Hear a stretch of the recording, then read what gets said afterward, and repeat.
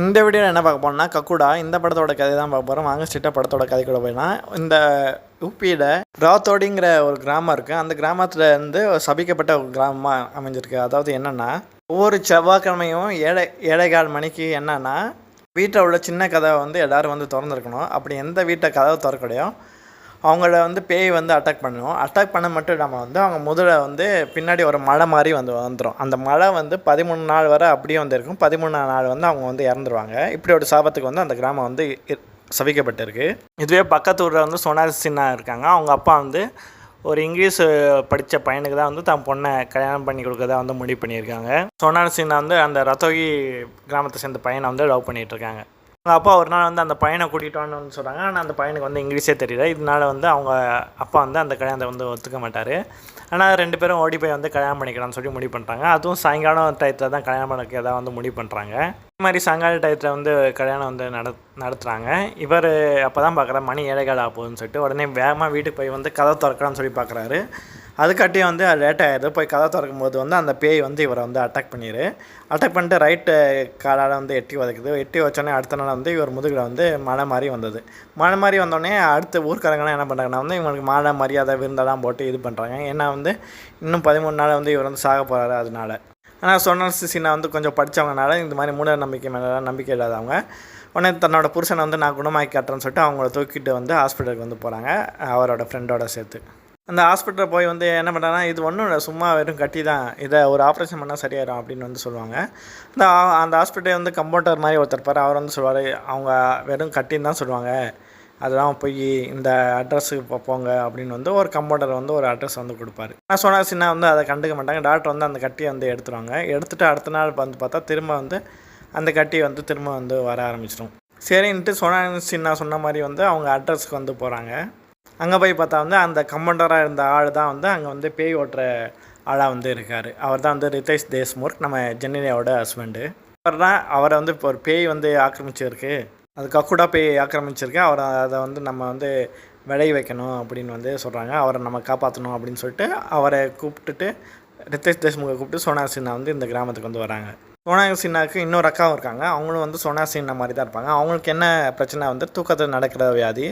அதனாலே அவங்களுக்கு கல்யாணம் இருக்குது. இப்போ சோனார் சின்ஹா, அவங்க ஹஸ்பண்டோட ஃப்ரெண்டு ரிதேஷ் தேஷ்முக் 4 பேர் இந்த பேய் எதனால் வருது அப்படின்னு சொல்லி கண்டுபிடிக்கிறதுக்காண்டி ஒரு வயக்காட்டுக்கூட போகிறாங்க. காட்டுறப்ப என்ன பண்ணுறாங்கன்னா அந்த ரிதேஷ் தேஷ்முக் படம் வரைஞ்சிக்கிட்டே இருக்கார். படம் வரைஞ்சிட்டு இருக்கும்போது பேய் வர சத்தம் எல்லாமே கேட்குது. பேயெல்லாம் கூட வர மாதிரி தெரியுது. தேஷ்முக் படம் வரைஞ்சிட்டு இருக்கும் போதே அவங்கள சோனார் சின்ஹாவும் அவங்க ஹஸ்பண்டும் அவனை ரிதேஷ் தேஷ்முக் அங்கே கூட்டிகிட்டு போயிடுறாங்க. அடுத்த நாள் என்னாச்சுன்னு சொல்லி அவரை ரிதேஷ் தேஷ்முக் கேட்குறாங்க. இது அவர் ஏதோ ஒரு படம் வரைஞ்சிருப்பார். அதாவது 2 பறவை பறந்துட்டு இருக்க மாதிரி ஒரு கிணறு இருக்கும். அதை வச்சு அவரால் ஒன்றுமே கண்டுபிடிக்க முடியாது. சரி, இதை வச்சு ஒன்றும் கண்டுபிடிக்கிறது. நான் அன்றைக்கி போன வயக்காட்டுக்கு போனப்போ நான் வாய்ஸும் ரெக்கார்டு பண்ணேன். அதில் அந்த பேய் அந்த அட்ரஸ் சொல்லியிருக்கோம், அது என்னன்னு சொல்லி பார்க்கலாம்னு சொல்லிட்டு அந்த வாய்ஸ் ரெக்கார்டை போட்டு பார்க்குறாங்க. அதில் அந்த பேய் இது இடம் எங்கே இருக்குதுன்னு சொல்லியிருக்கோம். இவங்களும் அந்த அட்ரஸ்க்கு கிளம்பி போவாங்க. கிளம்பி போய் அங்கே ஒரு கிணத்து பக்கத்தில் குழி தோண்ட ஆரம்பிப்பாங்க. அங்கே பார்த்தா 2 டெட் பாடி இருக்கும். அந்த ஜோக்கர் தொப்பி ஒன்று இருக்கும்ல, அதுவும் அங்கே இருக்கும்.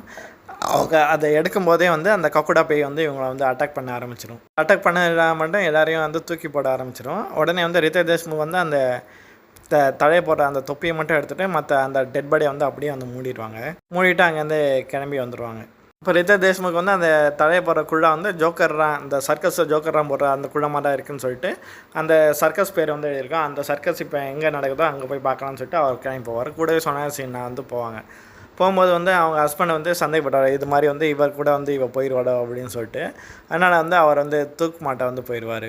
இந்த சமயத்தில் இவங்க 2 பேரும் போய் அந்த சர்க்கஸ் கம்பெனி போய் பார்க்குறாங்க. சர்க்கஸ் கம்பெனி பார்க்கும்போது அவர் சொல்கிறாங்க, இது மாதிரி நாங்கள் இந்த கிராமத்துக்கு போனோம், சர்க்கஸ் பண்ண. அப்போ எங்கள் கேங்கோட குள்ளக்குன்னு ஒருத்தன் இருந்தான். அவனுக்கு என்ன சக்தினா அவனை ரைட் காலை வச்சு யாரையாவது மிதிச்சானா அவங்க முதுகில் என்ன வழி இருந்தாலும் அது சரியாயிடும். அந்த சமயத்தில் ஊரோட தலைவருக்கு முதுகில் செம்ம வழியாக இருந்தது.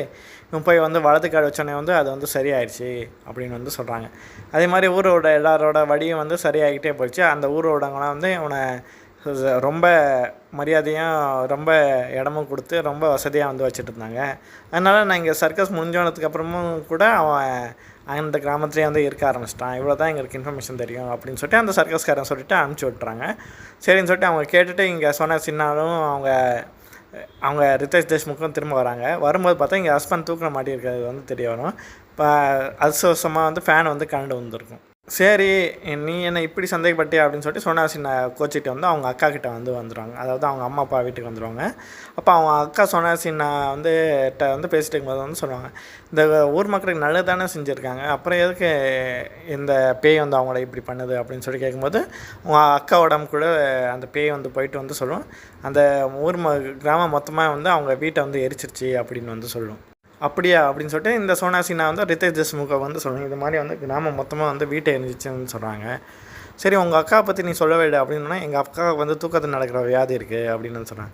அப்படியா சரின்னு சொல்லிட்டு உங்கள் அக்கா ஒரு ரூமு கதை வந்து இன்றைக்கி ஒரு நாள் வந்து திறந்து விட்ரு அப்படின்னு வந்து சொன்னாங்க. உங்கள் அக்கா எங்கே போகிறான்னு சொல்லி நம்ம கண்டுபிடிக்கணும் அப்படின்னு வந்து ரித்தேஷ் தேஷ்முக்கும் சோனா சின்ஹா வந்து கண்டுபிடிக்கிறாங்க. இவங்க 2 பேர் பின்னாடியே வந்து அந்த அக்கா சோனா சின்ஹா வந்து ஃபாலோ பண்ணிட்டு போகிறாங்க. ஃபாலோ பண்ணிட்டு போயிட்டு இருக்கும்போது வந்து இவங்க சோனா சின்ஹாவோட ஹஸ்பண்ட் வந்து நான் பண்ணலாம் தப்பு தான் மன்னிச்சிருன்னு சொல்லிட்டு மன்னிப்பு கேட்க வந்துடுறாரு. இப்போ எங்கே போகிறீங்க அப்படின்னு சொல்லியிருக்காங்க. இல்லை எங்கள் அக்கா வந்து ஏதோ பார்க்க போயிட்டுருக்கேன், நாங்களும் போயிட்டுருக்கோம் அப்படின்னு சொல்லிட்டு அங்கே போய் பார்த்தா அவங்க அக்கா வந்து அங்கே ஒரு சோளக்காட்டு பொம்மை இருக்கும், அது கூட வந்து பேசிகிட்டு இருப்பாள். இருக்கும்போது அந்த சோளக்காட்டு பொம்மையை வந்து எரிச்சிடுவேன் அப்படின்னு சொல்லிட்டு ரித்தேஷ் தேஷ்முக் வந்து மிரட்டிட்டு இருப்பார். உடனே டக்குன்னு வந்து அந்த ஹஸ்பண்டோட ஃப்ரெண்டை வந்து எரிச்சிருவார். உடனே இப்போ அக்கா சொன்ன சின்ன உடம்புல வந்து அந்த கக்குடா பேய் வந்து போயிடும்.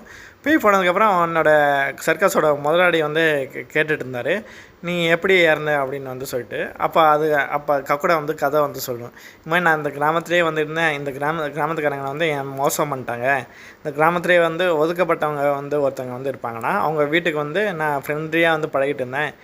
இதனால என்ன ஆச்சுன்னா நான் இது மாதிரி வலது காலை வச்சு எல்லா முதுகோடையும் போக்குறதுனால வந்து ஒருத்தனோட பிஸ்னஸ் வந்து பாதிக்கப்பட்டது. அவன் என்ன பண்ணால் வந்து இந்த ஒதுக்கப்பட்டவங்ககிட்ட நான் பேசுகிறேன், தவறான முறையில் உறவு வச்சுருக்கேன்னு சொல்லிட்டு அவன் எங்கள் மேலே வந்து பழியை போட்டு அந்த வீட்டில் உள்ள அந்த ஒரு பையன் இருந்தால் கூட அவங்க அம்மா இருந்தாங்க, 2 பேரையும் சேர்த்து உயிரோடையே வந்து அங்கேயே வந்து எரிச்சிட்டாங்க. நான் மட்டும் வந்து அங்கே வந்து தப்பிச்சு வந்து இந்த சோளக்காட்டு பொம்மைக்கிட்ட வந்தேன். இங்கே நான் 13 மணி நேரம் வந்து உயிருக்கு நான் போராடிக்கிட்டே இருந்தேன். எல்லா கதையும் வந்து வீட்டு கதையும் வந்து தட்டி பார்த்தேன், யாருமே வந்து கதவை திறக்கலை. அப்புறம் நான் 13 மணி நேரம் கழித்து நான் இறந்துட்டேன். அதனால தான் வந்து இப்போ ஒவ்வொரு வீட்டையும் வந்து எனக்காண்டி வந்து ஒரு சின்ன கதை வந்து ஏற்பாடு பண்ணியிருக்கேன். யார் கதவை திறக்கலையோ வந்து அவங்களுக்கு வந்து 13 நாளில் வந்து இறக்குற மாதிரி இது பண்ணியிருக்கேன், பாவம் கொடுத்துருக்கேன் அப்படின்னு வந்து சொல்கிறாங்க. சரி இந்த பாவத்தை போக்க வழி எதுவும் இல்லையா அப்படின்னு வந்து ரித்தேஷ் தேஷ்முக் வந்து கேட்குறாரு. இல்லை எந்த வழியுமே இல்லை அப்படின்னு வந்து சொல்கிறாங்க. நான் வந்து இந்த ஊர் மக்களை வந்து மன்னிக்கிறதா இல்லை அப்படின்னு வந்து அவர் வந்து அந்த கக்குடா பேய் வந்து சொல்லிட்டு போயிடும். சோனா சின்ஹா உடம்புலேருந்து போயிட்டு வந்து அங்கே என்ன பண்ணுறது யோசிச்சுட்டு இருக்கும்போது ரித்தேஷ் தேஷ்முக்கு வந்து ஒரு ஐடியா இருக்கும். அந்த கக்குடா பேயோட அந்த வலது காலை வந்து வெட்டிட்டா நம்ம வந்து தப்பிச்சிடலாம் அப்படின்னு வந்து முடிவு பண்ணுவாங்க. அதுக்கு என்ன பண்ணணும் வந்தால் ஊருடைய வந்து ஆம்பளைங்க இல்லாத வீட்டை வந்து கண்டுபிடிக்கணும் அப்படின்னு சொல்லி தேடுவாங்க. அப்படி ஒரு வீட்டை வந்து தேடி கண்டுபிடிச்சி வந்து அந்த வீட்டோட கதவை வந்து எடுத்துருவாங்க. எடுத்துட்டோடனே வந்து எப்படியா வந்து கக்குடா பேய் வரும்னு சொல்லிட்டு அவங்க வந்து வெயிட் பண்ணிகிட்டு இருப்பாங்க. அதே மாதிரி கக்குடா பேய் வந்து அங்கே வந்து வருது. ரித்தேஷ் தேஷ்முக் வந்து எப்படியாவது வந்து அந்த கக்குடாவோட ரைட் காலை கட் பண்ணான்னு சொல்லிட்டு வெயிட் பண்ணுறாங்க. கூடவே சோனா சின்ஹா அவங்க அக்கா அவங்க ஹஸ்பண்ட் எல்லோரும் வந்து வெயிட் பண்ணிகிட்ருக்காங்க. யாராலையும் வந்து அதை வந்து வெட்ட முடியல. அது மட்டும் இல்லாமல் அடிக்கடி வந்து சோனா சின்ஹா அக்கா உடம்பு கூட போய் வந்து மிரட்டிகிட்ருக்கு.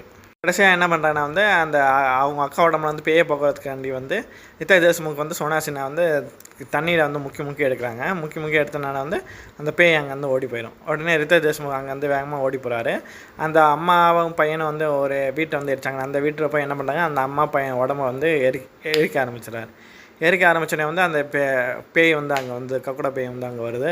பேய் வந்து ரித்தேஷ் தேஷ்முக்கையும் வந்து கொல்ல பார்க்குது.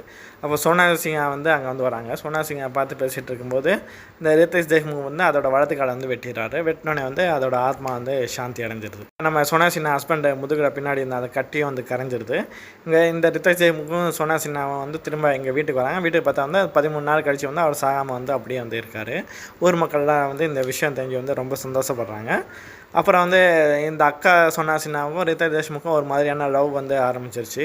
இருந்தாலும் வந்து அவர் இப்போ இந்த ஊரை விட்டு போகணும்னு சொல்லிட்டு அவர் வேலையாக வந்து கிளம்பி போயிடுறாரு. இதோட இந்த கக்குடா இந்த படத்தோட கதை வந்து முடியுது. நன்றி.